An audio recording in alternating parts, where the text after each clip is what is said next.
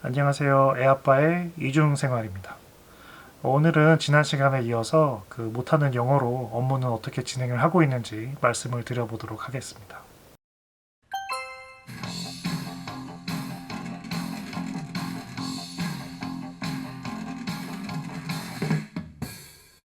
어떻게 하면 영어가 늘까? 아마 모든 한국인이라면 고민하는 부분일 겁니다.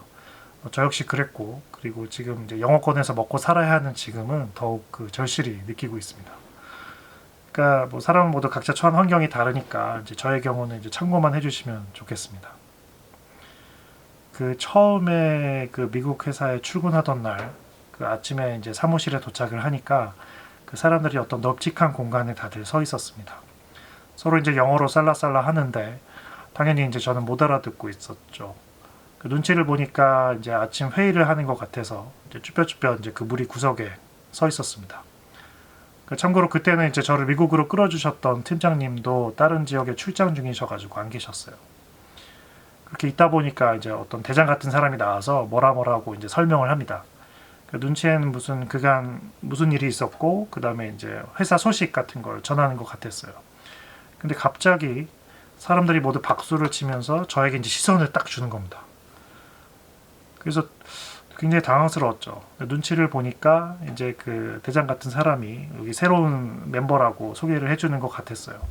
저도 이제 준비된 멘트가 없어서 너무 당황스러웠고, 저도 그냥 같이 박수 치면서 그냥 이제 어색한 미소만 이제 보였습니다.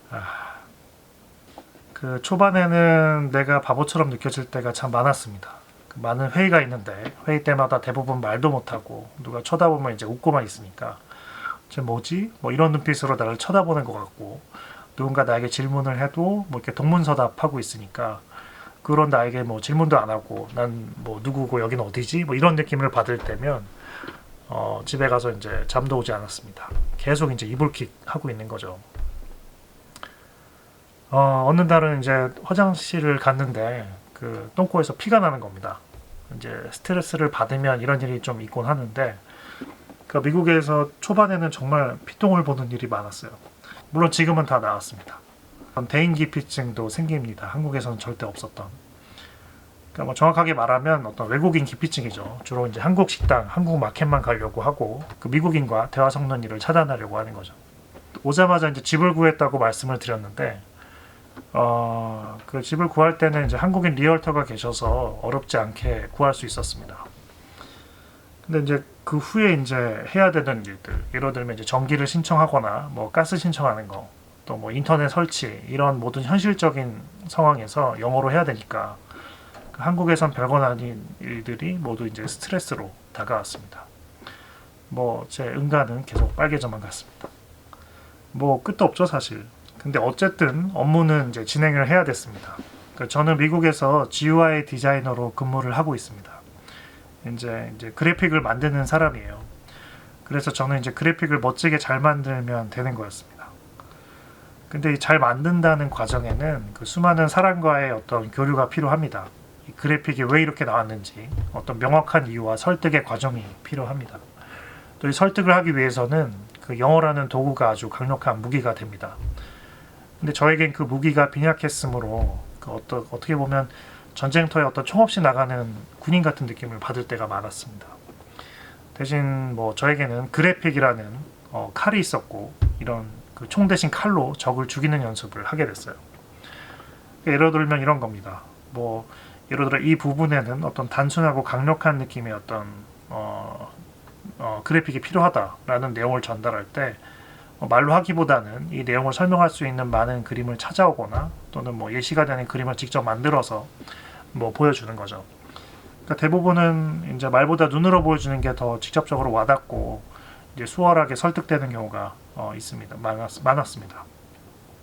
대신에 그만큼 저는 이제 남들에 비해서 이제 준비해야 할 시간이 훨씬 많이 필요했어요.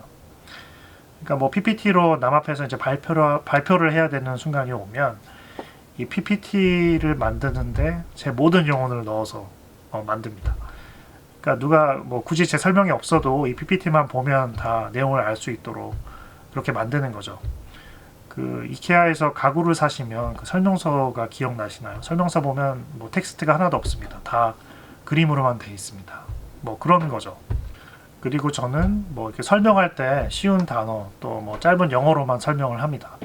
사실 쉬운 단어밖에 모르고 또 짧은 영어밖에 할 줄을 몰라서 그러는 건데, 근데 이제 듣는 사람 입장에서 보면 아주 간략한 문장 또 쉬운 언어로 얘기하는데 복잡한 게 이해가 되니까 오히려 감동이 좀 커지게 되는 것 같았어요. 이런 게 반복이 되다 보니까 제 업무와 관련된 어떤 그래픽 능력은 많이 발전하게 됐습니다.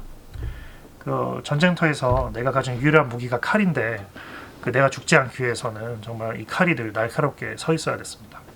때로는 뭐 그 총을 가진 디자이너가 쳐들어와서 총을 마구 갈겨댈 때도 있지만 그 칼로 총알을 막는 침공을 펼칠 수 있는 어떤 경지를 목표로 늘 갈고 닦고 있습니다. 그리고 영어 공부도 물론 어떻게든 하려고 노력했습니다. 무엇보다 듣는 게 가장 먼저 문제로 다가왔어요. 그러니까 대답은 버벅이더라도 듣는 걸 옳게 들을 수 있으면 사실 커뮤니케이션에 어떤 문제는 없는 거죠. 그러니까 다만 대답이 세련되지 못한 것뿐이죠. 그러니까 출퇴근길에 뭐 남들처럼 늘 그 라디오 들으며 알아들으려고 했고, 또 이제 소형 녹음기 같은 거 사서 회의 시간에 몰래 녹음기 틀어놓고 스파이처럼. 근데 뭐 나중에 다시 듣진 않았습니다. 귀찮아가지고. 그러니까 뭐 미국 드라마도 많이 보고요. 여기서 처음 봤던 게 그 브레이킹 배드라는 드라마였는데 진짜 재밌었습니다. 그 영어 공부에 대한 제가 깨달은 진리 중에 하나는 그 쪽팔림의 경험만큼 그 실력이 는다는 겁니다. 그 이제 쪽팔림을 당해봐야 다음번 이제 회의 때는 쪽팔리지 않으려고 이제 더 준비하게 되고, 또 사실 이 쪽팔린 순간이야말로 내가 그 쓰는 영어 하나하나가 머릿속에 이제 각인이 됩니다. 사실 3년 차인 지금도 이제 영어가 어렵기는 마찬가지입니다.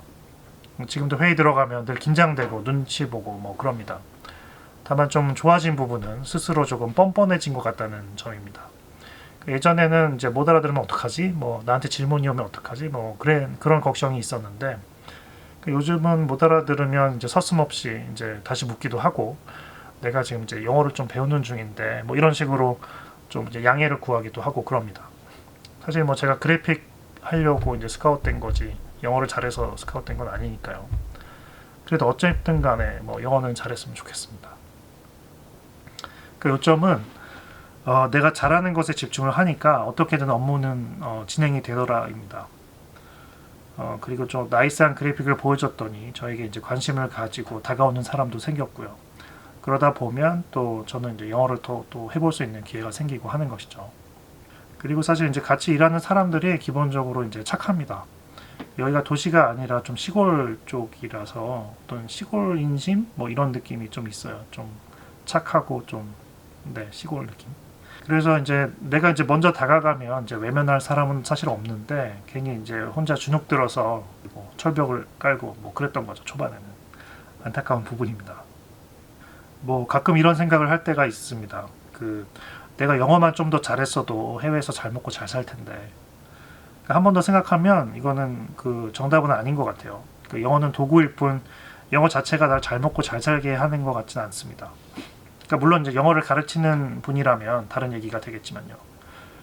그래서 여튼 내가 몸담고 있는 분야에 대해 전문가가 되는 것이 1순위고, 그 다음에 이제 영어라는 무기를 장착해서 내 전문성에 어떤 부스터를 다는 것이 바람직한 순서라고 생각이 됩니다. 뭐 적어도 저의 경우에는 그랬습니다. 어쨌거나 영어를 참 잘했으면 좋겠습니다. 영어와 관련된 새로운 경험이나 어떤 느끼는 바가 생기면 또 영상을 올려보도록 하겠습니다. 지금까지 시청해 주셔서 감사합니다. 감사합니다.